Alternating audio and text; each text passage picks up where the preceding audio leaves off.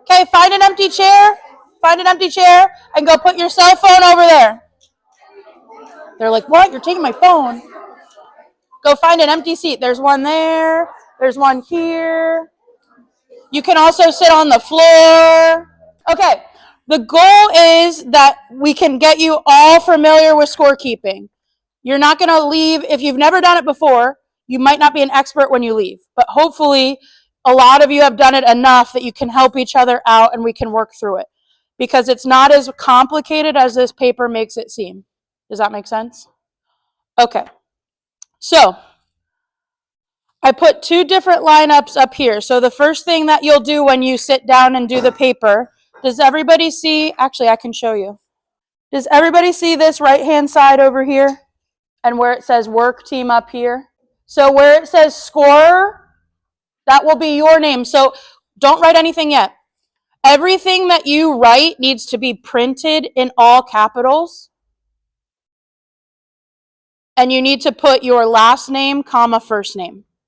Does that make sense? So where it says scorer, put your last name in all caps, comma, first name. Good? Okay, so then obviously work team, what do you put there? Your team name, so your specific team name.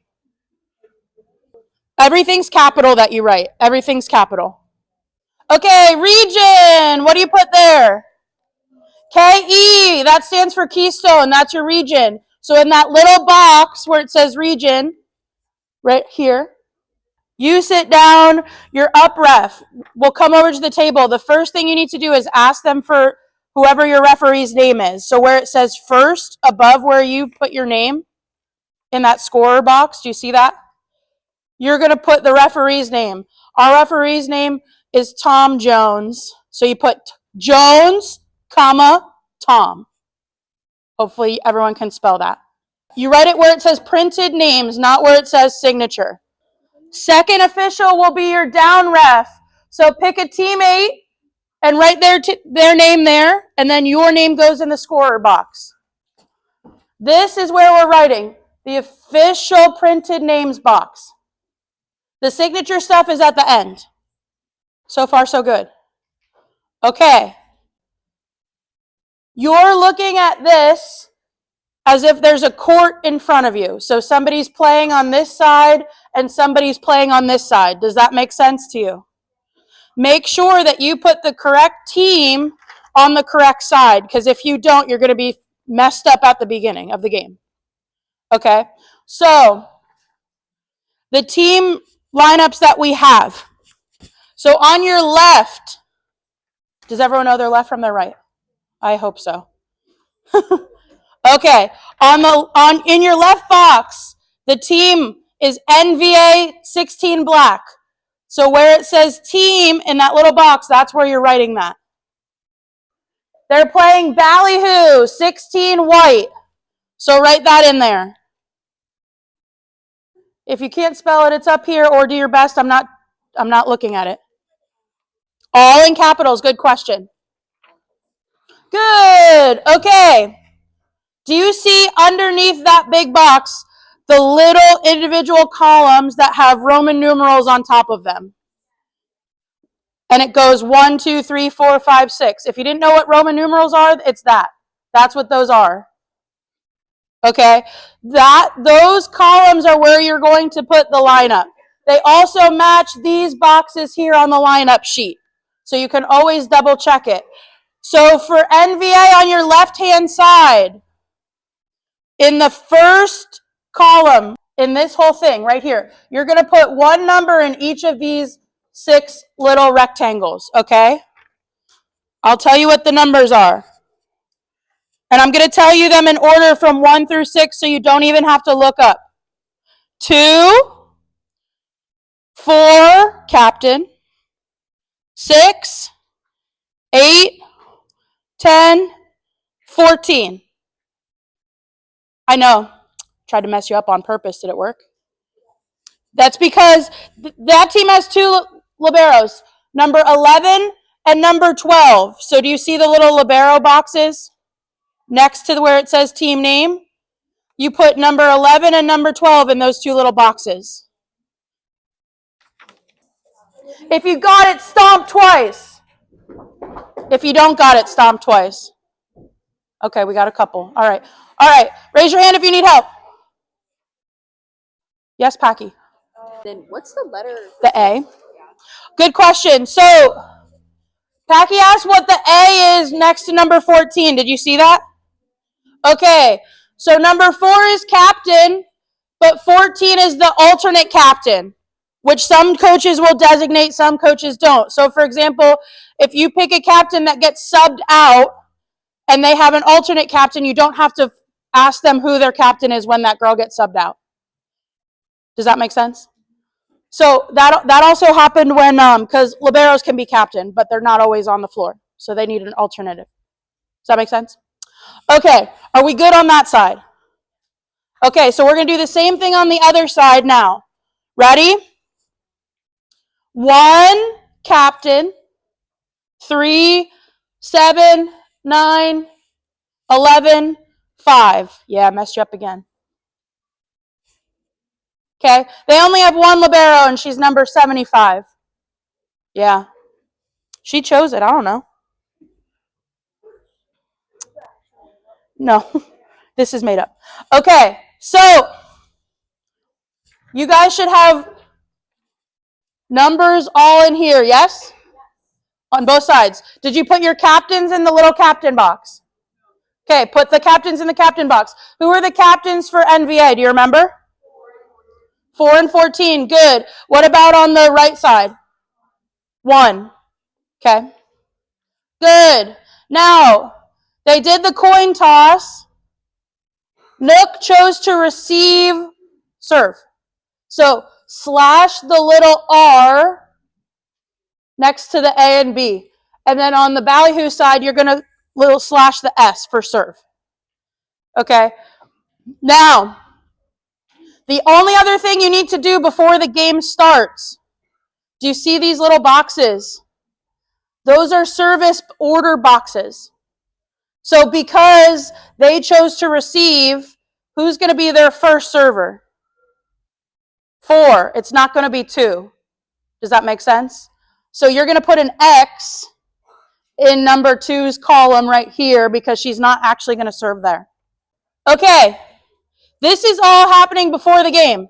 Now, if you want to be an overachiever, and we know that teams aren't switching sides, you can copy team names and you can adjust serve and receive based on set 1 and set 2. You also don't have to do that. Okay, so talking about set 1, does everyone's good with their paper? They've got it all set up. Yes? Okay. Are you sure? We'll see. Okay, so who's my first server? Ballyhoo is serving, so on your right-hand side, in this first column, whose number is in that column? 1. So 1's the first server. Does that make sense to everybody? Okay. These boxes, they're service boxes. After every person is done with their service run, you're going to put the total number of points that team has at that time. Okay, so for example, number 1 serves, and she gets an ace. So what you're going to do is you're going to slash that in that running tally of that point column, number 1, because she got 1 ace.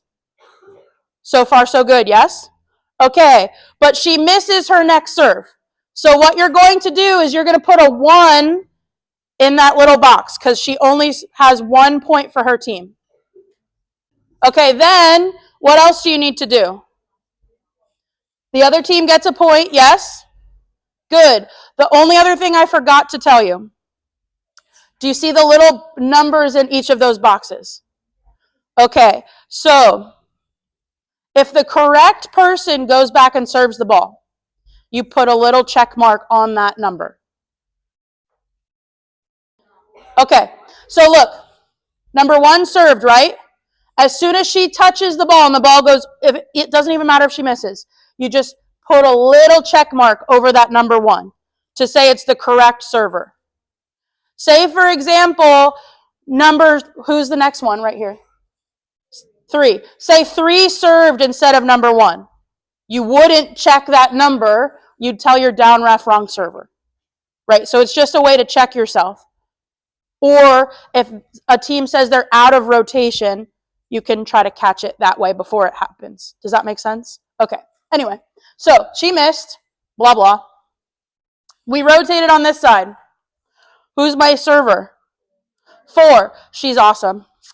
She serves 5 points in a row. So slash. So what should the score be now?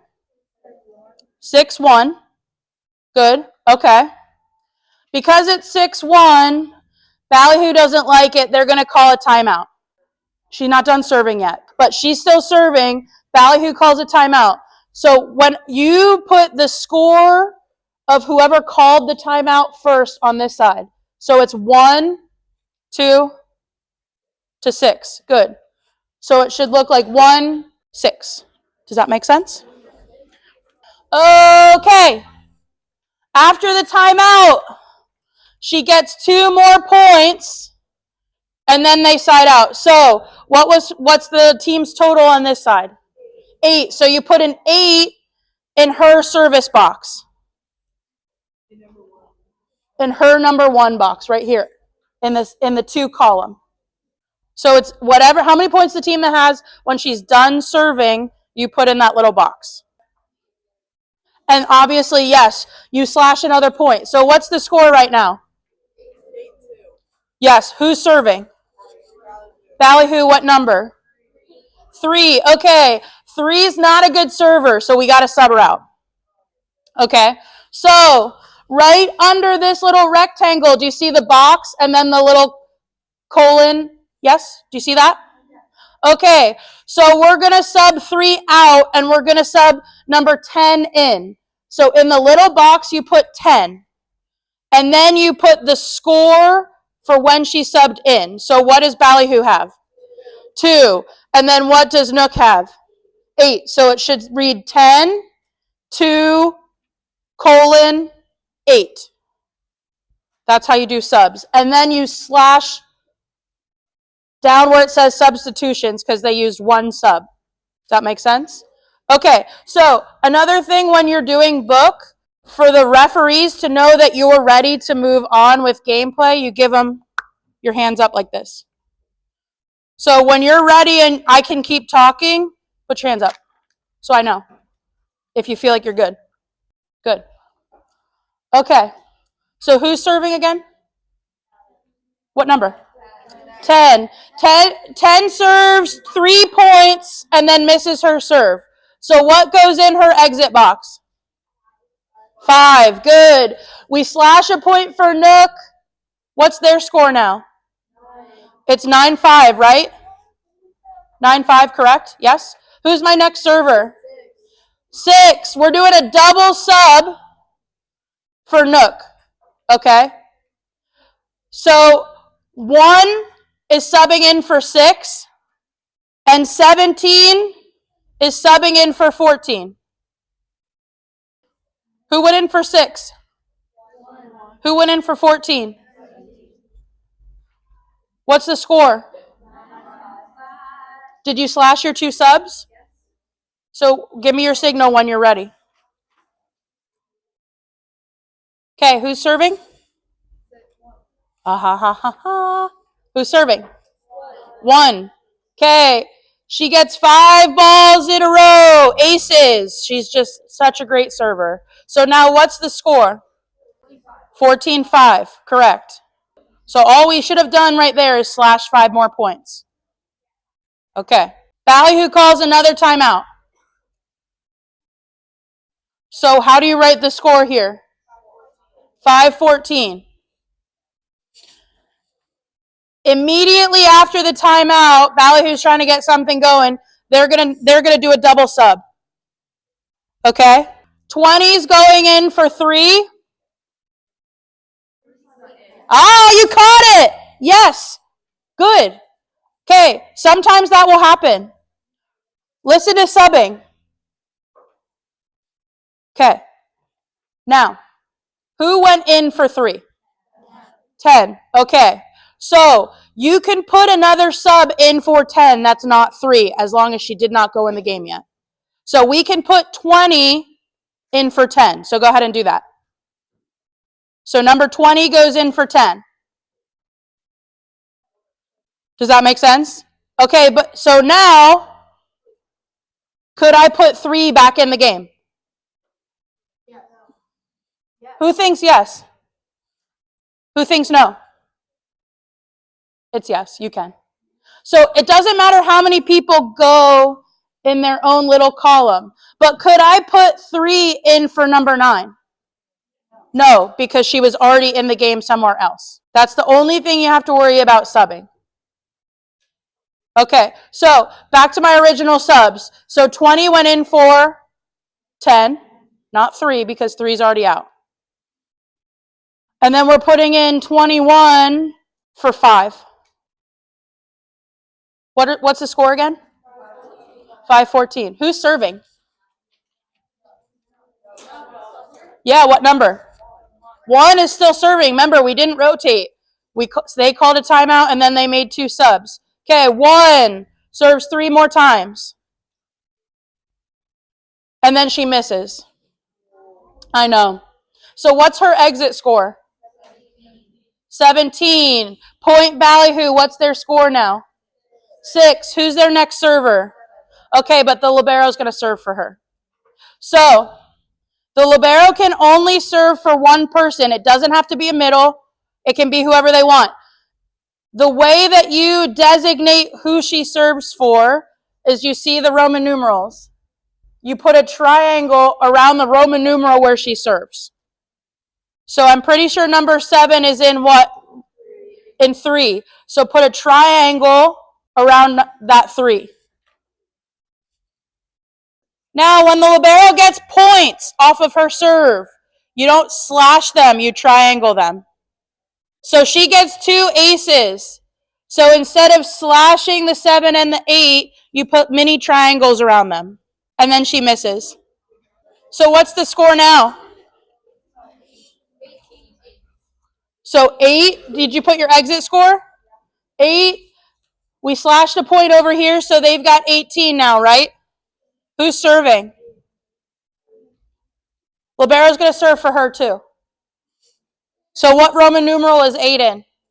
4, so make sure you triangle that. She misses her serve. Bruh. Okay, what's her exit score? 18. Point Ballyhoo, what's their score? 9. Who's their next server? 9. Okay. Number 9's pissed. She's really mad. She's so mad that the Nook player did not give her the ball fast enough, so she went to the other side to go get it and snatched it from her. She gets a yellow card. I know. Girls in their anger, I'll tell you what. Okay, so you guys have to mark yellow cards and red cards. Okay, so do you see the box down here? All of these, where it says sanctions. You put, so yellow card's a warning. So you put her number. So what number was it? So you put 9, number 9 under the warn part. Okay. She's on side B, so you put B. It's the first set. And what's the score? 9-18. And that's all you have to do with that. Make sense? Okay. Well, except that her coach is now mad at her and yelling at her. Figures. So he's going to get a yellow card too. I know. So you have to put a C below that for coach under the warn part. And then B, because they're side B, set 1, and then the same score. We good there? Okay. And number 9 serving, right? Okay. She gets 3 points. And then the Nook coach calls a timeout. She's like, I don't like what's happening here. So, what's the score on your timeout box? Good. Okay. Game on. 9 serves 2 more points. Okay. And then Nook's ready to make some subs. Number 6 comes to the sub line and tries to sub for number 2. So, as a scorekeeper, it's your job to not let that occur. Because if you let it happen, A, it's going to mess up the book. B, you'll figure it out eventually, and then both coaches are mad because there's a delay in the game. So if she tries to come in, you say, no, illegal sub. If they do it fast, you tell your down ref runs over, tells the up official. Okay? Who's had a really bad work team before? Yes. We don't want to be them. We want to be efficient. So you just say, no, can't do that. Bye. Go sit down. Okay. So they figure out, oh no, she's not actually subbing in for, can I see your paper again? She's not actually subbing in for 2. She's subbing back in for 6. Okay. So she, good. Who'd she go in for? 1. Oh, because 6 was going in for 2 and she can't. 6 is going back in for 1. Sorry. Can't read Maya's paper. I'm just kidding, Maya. It was not your fault. It was my fault. Okay. What's your score again? Okay. Who's serving? 9 is still serving for Ballyhoo. Yes. I know. But homegirl's got a temper and she missed her serve. And she's so mad that she missed her serve that she, like, what does she do? Oh, yeah, because she missed the serve in the net. The ball rolls back to her. She spikes the ball under the net. Yeah, that's what she does. Okay, so that's going to get her a red card. Okay, now red cards are a little bit trickier because it's a penalty. Okay, and you also get a point for a red card. Okay, so you put the score of when it happened before the extra point. So at the point of incident is when you put that what the score is. Okay, so now what's the score? Correct. They got a point for the red card. So it should be 20 to 14. Yes? Okay, good. Who's my next server? 10. 10 gets 2 points and then misses. She can't close the game out. Bummer. What's her exit score? 22. What's the point for Ballyhoo? What's the score now? 15. So they have 15 now. Who's the server? 11. But she's so rattled, man. Number 9 really got to her, so she misses her serve. What's her exit score? 15. What's the score for the Nook now? 23. Who's the server? 14. Thank you. Except that we're going to sub 14 back in. She gets 2 aces. Okay, so what's her exit score? 25. So after you write 25 in her exit score, you circle it. And then you circle the highest exit score on the other side, whatever they finished with, which was what, 15? Okay, circle that. Then each score sheet is a little different depending on what tournament you go to. So this one, you would put like the team 1 here, team 2, and then the score for set 1. Sometimes they're on the right-hand side. You just put the results for set 1, set 2. So the final score should have been Nook 25, Ballyhoo what, 15? Okay. And then for the points, the unused points, you would take a pen and draw a line through the middle of them so that no one can go back to that score sheet and like add extra points and be like, no, that wasn't the right score. I've never met anyone that does that, but crazier things have happened. Okay, now, that was the only thing that you're going to have to do, and here's what I would recommend to you. The person doing book, it's more efficient if you have a good down ref. So if your coach is down refing or a teammate is down refing, the easiest way to do subs is say, sub on your left, 4 for 7, the score is 17-12. So they don't have to look up when they're doing it. Subs are the things that slow the game down the most, right? And in close matches, coaches will get irritated if you're taking long to do the subbing. However, you don't want the game to continue if you didn't get the sub, right? So if you need to slow down to make sure your score is right, like slow the game down to make sure your score is right. But you can help your teammates if you're a good down ref. Or whoever's doing libero tracking can call it out. So whoever's at the table can help. Does that make sense? Okay, now, does anybody have any questions, or you're unsure, or you need me to go back and explain anything again? You're ready for my rapid fire test? What do you mean no? I just asked if you had any questions. Do you have any questions? Are you sure? Okay, so what's this little box called here? What do you put in there? Exit scores, yes. Whose score do you say first in the timeout boxes? Whoever called it, not who's winning, whoever called it. Same thing for subbing scores. You put the subbing side score first. What do you do when you're done with the points? A line through the middle of them. What do you do if a team was supposed to rotate and they didn't, and the same person goes back to serve? Yeah, let her serve, because she's wrong, and she should, like, your job is not to stop a wrong server before she serves. Actually, if you do that, the opponent will probably get mad. Right? Okay. So, if the wrong person goes back to serve, your job is to tell your down ref after the serve, hey, wrong server, out of rotation. And then your down ref calls it. Okay?